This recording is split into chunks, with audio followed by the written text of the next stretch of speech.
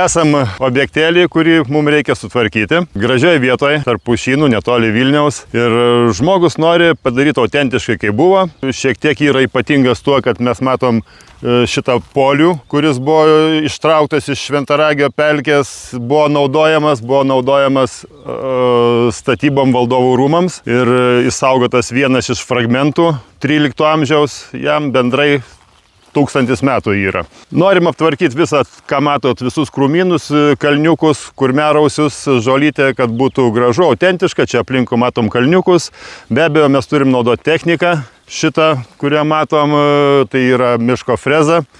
Turim sutvarkytą sklypą, tiek kiek šeimininkas prašė. Čia užtrukom maždaug 20 minučių, tai apie 20 marų, 20-30 marų.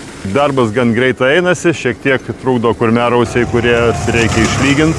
Dabar jau darbas priežiūra palengvėjo tuo, kad galima su žolės freza, jau nereikia tokios sunkios technikos, žolės freza, aišku, 3 kartus pigiau. Turim rinkoje geras kainas, jeigu ne geriausias. Dėl informacijos užeikite į bertosa.lt.